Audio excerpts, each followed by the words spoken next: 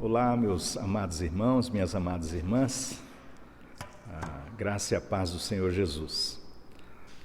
Como sempre tenho falado, quero te convidar para trazermos nossa mente cativa a Cristo nesse momento. Aquietar o nosso coração, para lermos a palavra e para buscarmos o alimento, a instrução, a exortação, o fortalecimento pela bendita palavra do Senhor. Nesse momento quero te convidar à leitura no primeiro livro dos Reis de Israel, capítulo 19. Por favor, acompanhe aqui a leitura. Nós vamos ler uma parte do texto, depois vamos meditando um pouco mais aí no processo. Elias no Monte Horebe. Acabe fez saber a Jezabel tudo quanto Elias havia feito e como matara todos os profetas à espada. Então Jezabel mandou um mensageiro a Elias a dizer-lhe: façam-me os deuses como lhes aprouver, se amanhã a estas horas não fizer eu a tua vida como fizeste a cada um deles. Temendo, pois, Elias levantou-se e para salvar sua vida se foi e chegou a Berseba, que pertence a Judá, e ali deixou o seu moço. Ele mesmo, porém, se foi ao deserto, caminho de um dia, e veio e assentou-se debaixo de um zimbro, e pediu para si a morte, e disse: basta, toma agora, ó Senhor, a minha alma, pois não sou melhor do que meus pais. Deitou-se e dormiu debaixo do zimbro. Eis que um anjo o tocou e lhe disse: levanta-te e come. Olhou ele e viu junto à cabeceira um pão cozido sobre pedras em brasas e uma botija de água. Comeu, bebeu e tornou a dormir. Voltou segunda vez o anjo do Senhor, tocou e lhe disse: levanta-te e come, porque o caminho te será sobremodo longo. Levantou-se, pois, comeu e bebeu com a força daquela comida. Caminhou 40 dias e 40 noites até Horebe, o monte de Deus. Ali entrou numa caverna onde passou a noite, e eis que lhe veio a palavra do Senhor e lhe disse: que fazes aqui, Elias? Ele respondeu: tenho sido zeloso pelo Senhor, Deus dos exércitos, porque os filhos de Israel deixaram a tua aliança, derribaram os teus altares e mataram os teus profetas à espada, e eu fiquei só e procuram tirar minha vida. Disse-lhe Deus: sai e põe-te neste monte perante o Senhor. Eis que passava o Senhor, e um grande e forte vento fendia os montes e despedaçava as penhas diante dele, porém o Senhor não estava no vento. Depois do vento, um terremoto, mas o Senhor não estava no terremoto. Depois do terremoto, um fogo, mas o Senhor não estava no fogo. E depois do fogo, um cicio tranquilo e suave. Ele respondeu: um cicio tranquilo e suave. Ouvindo Elias, envolveu o rosto no seu manto, e saindo, pôs-se à entrada da caverna. Eis que veio uma voz e lhe disse: que fazes aqui, Elias? Vamos orar? Senhor, em nome de Jesus, a tua palavra é viva, ela é eficaz, ela é mais cortante do que qualquer espada de dois gumes. E nós pedimos então, Senhor, fala conosco por tua palavra viva. Transforma o nosso ser por tua palavra poderosa.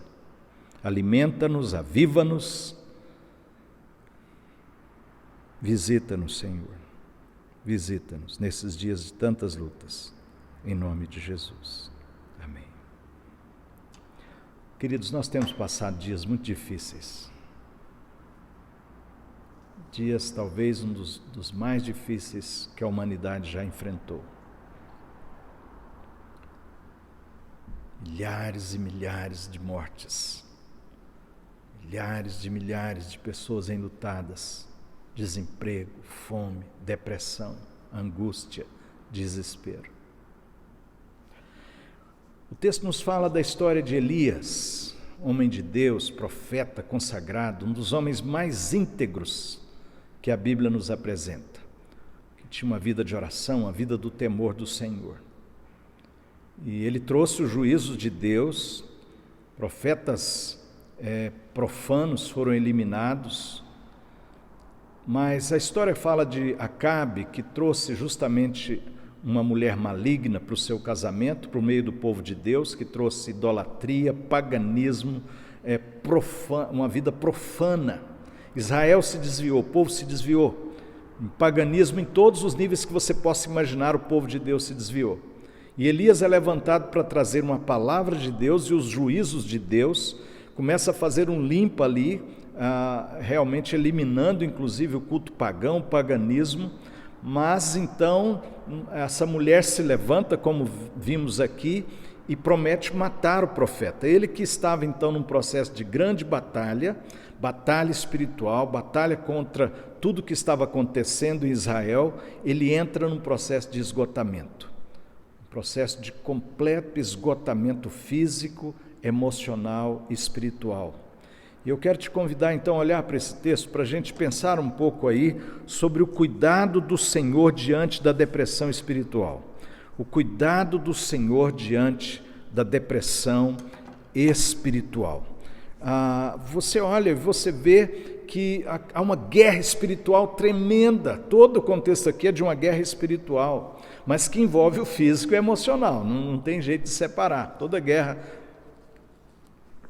da batalha nossa emocional envolve o espiritual. Batalhas físicas envolve o espiritual, envolve o físico. Então está ali num processo holístico, integral da nossa vida. E assim Elias se encontrava nesta grande batalha espiritual e ele entra no esgotamento, completo esgotamento, a ponto de dizer aí, quando a palavra diz que ele diz para Deus: basta, toma agora, ó Senhor, a minha alma, pois não sou melhor do que meus pais. Como é que pode ser isso, né? Um homem de Deus íntegro, um homem de oração, um homem consagrado, um homem que enfrentou grandes batalhas, agora se rende à depressão, à angústia e pede para si a morte. Toma agora o teu servo. Toma agora o teu servo. Pode isso acontecer com o crente? Pode isso acontecer com um homem e mulher de Deus? Enfrentar depressão, angústia ao ponto de pedir a morte? Pode, queridos. Esse é o primeiro aspecto que observamos aqui, mas diante do tema que temos, o cuidado do Senhor diante da depressão espiritual, eu quero primeiramente então te convidar a observar que Deus lhe trouxe aí, não é? Deus lhe trouxe o anjo trazendo alimento e deixou que ele dormisse. Então, mais uma vez, daquilo que já temos falado aqui, né? Elias entra nesse processo de esgotamento, ele expressa todo o seu ser, toda a sua dor diante do Senhor, e Deus traz conforto, traz um anjo, traz alimento, e Deus permite que ele esteja dormindo, que ele possa descansar. Então, sintomas de depressão espiritual, depressão emocional, é justamente às vezes esse sentimento de tristeza profundo, esse sentimento de desejo de morte, esse cansaço, essa incapacidade de enfrentar os problemas da vida, esse desejo só de ficar em silêncio e às vezes de dormir, e dormir. E Deus, como nos mostra aqui o texto, o Senhor manda um anjo da sua presença, manda conforto, traz alimento, e Deus tem amor para com Elias no meio da sua depressão. Essa é a primeira lição que observamos aqui, o cuidado de Deus em não confrontar Elias, não exigir nada dele, mas em trazer o conforto, em trazer o alimento, em permitir que ele dormisse. Né? Muitas vezes nós que estamos acompanhando uma pessoa com depressão emocional e espiritual, precisamos ter esse mesmo amor, essa mesma paciência, essa mesma tolerância, cuidado, deixar a pessoa repousar, deixar a pessoa descansar, não entrar em confronto, conflito, ficar dizendo que isso não acontece com crente, você não pode se entregar, você tem que lutar. Não, às vezes a pessoa tem que descansar mesmo, tem que dormir, e é isso que o texto está mostrando. Deus tem todo esse amor e permite que ele entre em processo de alimentar-se, de dormir e de ficar ali. Deus então deixa Elias nesse processo e cuida dele. O texto continua dizendo, aí, quando ele volta e dá para ele o alimento, o anjo vem de novo e diz aí, voltou segunda vez o anjo do Senhor, tocou e lhe disse, levanta-te, come, porque o caminho te será sobre modo longo. Levantou-se, pois, comeu e bebeu, e com a força daquela comida caminhou 40 dias e 40 noites até Horebe, o monte do Senhor. O cuidado do Senhor no tempo da depressão espiritual, emocional, esgotamento físico, aqui, tudo que ele está enfrentando. Então Deus deixou ele dormir, deu uma comida, dormiu de novo, e agora diz, come, porque você vai fazer uma longa jornada. Deus convida Elias para uma longa jornada, para ele desviar-se do foco. Preste bastante atenção nessa questão. Todos nós, quando estamos com algum conflito, depressão, a gente só fica falando do problema, a gente fica com foco lá, no caso dele com a Jezabel vai me matar, o rei Acabe vai me matar, e ele estava com foco então naquilo. Deus tira o foco. Você vai comer, você vai se alimentar e você vai caminhar comigo por 40 dias. Então eu vejo claramente aqui o Senhor tirando a mente de Elias do foco do problema e chamando ele para essa jornada, e eles começam essa jornada de 40 dias e 40 noites. Isso já nos chama então para essa questão que eu quero reforçar, tirar o foco. Deus tira ele do foco do problema, não é? Deus tira ele daquela situação e põe ele para ter um outro foco, uma jornada espiritual. Depois observamos aí, o Senhor vem ao coração de Elias. Ele entra numa caverna, passou a noite, e eis que lhe veio a palavra do Senhor e lhe disse, que fazes aqui, Elias? O que você está fazendo aqui? O que está acontecendo com a sua vida? O que está acontecendo com o seu coração? Olha o que Elias responde, tenho sido zeloso pelo Senhor, Deus dos exércitos, porque os filhos de Israel deixaram a tua aliança, derribaram os teus altares e mataram os teus profetas à espada, e eu fiquei só, e procuram tirar-me a vida. Ele abre o coração, mais profundo o seu coração. E é isso que Deus está fazendo aqui. Deus busca o coração de Elias. Escuta os seus queixumes mais profundos, com paciência, com amor. Então essa ideia de um Deus, porque Elias esgotou-se emocionalmente, espiritualmente, e nós, às vezes, a gente ainda vem, não é? Não, meu irmão, você tem que reagir. Não, meu irmão, você tem que enfrentar seus problemas. Né? Olha o contrário do que Deus faz com Elias. Deus tira ele do foco, faz uma jornada com ele de 40 dias, e agora Deus entende que o coração dele está pronto para conversar. E aí Deus pergunta, o que você está fazendo? O que está acontecendo? E aí ele abre o coração totalmente na presença do Senhor, e Deus tem paciência e amor em ouvir, em acolher. Deus não entra, mais uma vez, Deus não entra em choque, em confrontação. Versículo 11, disse-lhe Deus, sai e põe-te neste monte perante o Senhor. E aí é onde Deus mostra que esse terremoto, esse vento forte, até que vem o cicio tranquilo e suave. E ali estava o Senhor. Ouvindo, Elias envolveu o rosto no seu manto, e saindo, pôs-se à entrada na caverna. Eis que lhe veio a voz e lhe disse, que fazes aqui, Elias? O Senhor visita Elias com a sua bondade, com a sua presença. É aquele choque, né? Ele vê trovão, ele vê terremoto, ele vê tudo aquilo, mas aí ele percebe a presença do Senhor. Ali a graça de Deus, num cicio manso, tranquilo, suave, Deus trazendo a sua presença, a sua bondade por meio desse cicio tranquilo e manso. E aí o Senhor, é interessante porque o Senhor volta a perguntar, depois dessa visitação, Deus pergunta de novo para Elias, não é? Ouvindo, Elias envolveu o rosto no seu manto e saindo, pôs-se à entrada da caverna, versículo 13. Eis que lhe veio uma voz do Senhor e lhe disse, que fazes aqui, Elias? Como é que você está? E agora, depois de todo esse tempo com Deus, né? Depois de toda essa jornada espiritual, Deus pergunta de novo. Sabe o que ele responde? Ele está no processo de cura, mas ainda com tendências a ficar olhando só o problema. Ele diz a mesma coisa: tenho sido em extremo zeloso pelo Senhor, Deus dos exércitos, porque os filhos de Israel deixaram a tua aliança, derribaram os teus altares e mataram os teus profetas à espada, e eu fiquei só e procuram tirar minha vida. Sabe o que Elias está fazendo, gente? Aqui agora ele está lambendo a ferida.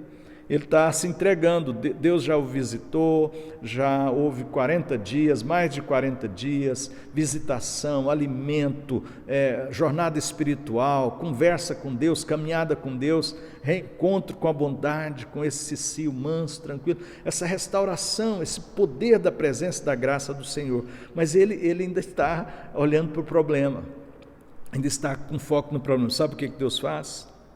De novo, o Senhor não confronta, o Senhor não choca, o Senhor faz, sabe o que? O Senhor restaura as forças de Elias para o enfrentamento da vida, restaurando o seu ministério. Olha o que Deus diz aí, não é? Ele simplesmente diz assim: vai, volta ao teu caminho para o deserto de Damasco, e em chegando lá, unge Azael, rei sobre a Síria. A Jeú, filho de Nizi, ungirás rei sobre Israel, e também Eliseu, filho de Safate de Abel-Meolá, ungirás profeta em teu lugar. Então, Deus vai levá-lo para si, mas antes disso, Deus restaura o ministério. Ele está lá ainda querendo lamber ferida. Senhor, eu tenho sido zeloso, só eu fiquei aqui. Sabemos que Deus vai dizer para ele, né, que tem um remanescente fiel e que Deus não cochilou, Deus é o Senhor da história. E ele diz: Elias, vamos mudar de papo? Vai lá e vai trabalhar. Agora você já está restaurado e não está percebendo que você já está bem, e isso é maravilhoso, querido. O Senhor restaura para ele uma vida frutífera, uma vida abençoadora. Vai ungir um rei, vai ungir outro, vai ungir profeta, vai exercer seu ministério, meu filho. Você está restaurado e não está percebendo. Veja bem, então, quais são as implicações desse texto para a nossa vida? Quando nós olhamos para a maneira que Elias reage, nós encontramos aqui, então, desafios tremendos para a nossa vida. Como Elias, devemos acolher o cuidado do Senhor, o alimento, a bênção de poder dormir, a bênção de poder cuidar de si mesmo. Pastores, obreiros, servos de Deus, às vezes a gente também entra, queridos. Homens de Deus, o texto nos mostra, podem entrar em esgotamento físico, emocional e espiritual. Sabe o que Deus faz? Deus permite que a gente cuide de si, que a gente abrace a graça, que a gente se alimente, que a gente possa dormir e cuidar de si. Elias, ele abraça isso, e ele me ensina muito aqui com isso. A bênção de poder descansar, entregar tudo nas mãos do Senhor e dormir. Foi isso que o anjo fez, trouxe alimento, mas ele não ficou discutindo, ele simplesmente comeu. Ele lutou para comer, porque quando a gente está assim, a gente nem quer comer, não é? Mas ele comeu, deitou e dormiu. Então, há momentos que você precisa fazer é abraçar a graça, entregar Jezabel, entregar a guerra lá fora e dizer: Senhor, eu só tenho o Senhor. E descansar no Senhor. É uma lição tremenda que devemos aplicar na nossa vida. Como Elias, devemos aceitar o convite do Senhor para uma jornada espiritual, tirando o foco dos problemas. Às vezes você fica aí, e eu também, a gente só vê mais uma vez a Jezabel dizendo que vou te matar, vou te matar. E o problema vai crescendo, e o problema aí é maior do que Deus, é maior do que tudo, eu quero morrer. Mas o anjo vem e diz: agora você come esse alimento, você vai ter uma longa jornada, uma jornada com Deus, uma jornada espiritual. E eu disse para vocês que isso, para mim, claramente, Deus mostrando, Deus tirando o Elias do foco do problema, do centro do problema, para ter uma jornada com Deus. A guerra está lá, Jezabel, o mundo está lá fora pegando fogo, mas ele sai, ele obedece e ele vai para essa jornada espiritual. O problema nosso, queridos, é que nós não nos atrevemos a isso. Falar: não, está tudo na batalha, mas Deus é o Senhor da batalha. Eu vou entregar nas mãos deles, eu vou orar eu vou buscar a minha espiritualidade, eu vou cuidar da minha família, eu vou cuidar da minha saúde, eu vou entregar tudo nas mãos de Deus. O que Elias fez foi ouvir e entregar tudo e partiu para uma coisa que nós achamos muito absurda, não é? Nós secularizados, que é ir para uma jornada com Deus, uma jornada de espiritualidade, uma jornada de silêncio, uma jornada de reflexão, uma jornada de renovo espiritual. As batalhas vão continuar, mas nós precisamos parar, nós precisamos ter vida devocional, nós precisamos ter vida aos pés do Senhor, nós precisamos aquietar a nossa vida na presença de Deus. Elias nos ensina aqui tremendamente, queridos, porque ele simplesmente obedece e ele vai se renovando nessa jornada com o Senhor. Ainda, como Elias, devemos abrir o mais profundo do nosso coração diante do Senhor. Deus está nos perguntando: como é que você está? Como é que está a sua jornada? O que você está fazendo aqui nesse momento da sua vida? Deus buscou o coração de Elias, Deus busca o nosso coração, Deus busca o seu coração nessa hora. Como é que está o seu coração? Perdido, angustiado, aflito, pensando em morrer? O Senhor vem dizer ao seu coração: eu estou aqui. O que Deus disse foi: estou aqui, quero te ouvir. E Elias chorou, pois lá: Senhor, eu estou sozinho, mataram todo mundo, eu fiquei só, o Senhor nem está vendo, quase dizendo isso, né? E Deus ouviu, e Deus o visitou naquele cicio manso, tranquilo, mostrou ali a sua paz, sua presença e sua graça.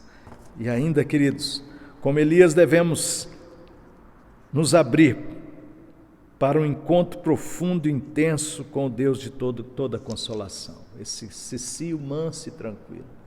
Devemos abrir o nosso coração para esta realidade da suavidade, da presença de Deus, da graça de Deus, do amor de Deus, que vem pelo Espírito Santo nos visitar e renovar nossas energias, nossa esperança, nossa própria fé. E por último, como Elias, devemos ter percepção espiritual para responder ao chamado de Deus. Vai chegar um momento nessa luta, nesse encontro, nessa consagração, nesse abrir o coração, também que você tem que parar de lamber feridas, né? Deus volta de novo e pergunta: Elias, como é que você está? O que você está fazendo aqui? Senhor, eu estou sozinho. Aí Deus diz: não, para, chegou, agora para. Vai abençoar pessoas, vai exercer seu ministério. Você está achando que ainda está doente? Você já está curado. Vai exercer seu ministério, vai servir o Senhor. Unge um ali, abençoa outra ali, em nome de Jesus, uma vida frutífera, como temos falado. Algumas curas talvez ainda em processo, mas abrace a graça no tempo de Deus. Não sei se para você é daqui 1 mês, 2 meses, que você vai calar, vai se tratar, vai fazer uma jornada espiritual, mas vai chegar um tempo, querido, e creia nesse tempo, que você vai ter que ter atitude para dizer: Senhor, eu estou pronto, e retomo meu chamado, meu ministério, e vou servir o Senhor abençoando vidas em teu nome. Deus te abençoe em nome de Jesus. Crentes passam por tribulação, por angústia, por depressão espiritual e emocional, que atinge o físico, e vem desespero e até às vezes desejo de morrer. Mas o Senhor nos visita, o Senhor nos permite buscar sua presença, buscar uma jornada espiritual, seu conforto, cuidar de nós, e assim, nessa caminhada com o Senhor, encontrarmos essa cura, esse renovo, e podermos ser bênção na vida de pessoas. Que o Senhor te visite, traga suas angústias, suas feridas, suas dores, e que o Senhor te cure em nome de Jesus. E no momento certo Ele vai restaurar o seu ministério, e você deve perceber isso e se entregar totalmente nas mãos do Senhor. Em nome de Jesus. Vamos orar? Vamos orar. Agradecemos-te, Senhor, a palavra que Tu nos concedes nessa hora em nome de Jesus. Rogamos, Senhor, cuida de nós, precisamos do Senhor. das nossas angústias, nossas aflições, depressões. Estamos aqui nessa batalha e passamos por tantas lutas, Senhor. Obrigado por teu amor em nos mostrar que um homem tão cheio do Espírito, um homem tão valente, um homem tão íntegro, que experimentou tantas batalhas, um dia caiu em depressão. Mas o Senhor o amou, enviou o teu anjo, enviou alimento, cuidou para que ele dormisse ali, protegeu Elias. O Senhor caminhou com ele, conversando com ele. O Senhor ouviu o coração dele. O Senhor, ó Deus, enxugou suas lágrimas. E no tempo certo o Senhor restaurou o ministério, a vida frutífera, produtiva. Ah, Senhor, quantos de nós estamos caídos, quantos de nós estamos abalados, alguns até pedindo a própria morte, Senhor. Oh, Espírito Santo de Deus, visita cada coração, Senhor. Visita, Senhor, restaura e faz-nos frutíferos na Tua presença.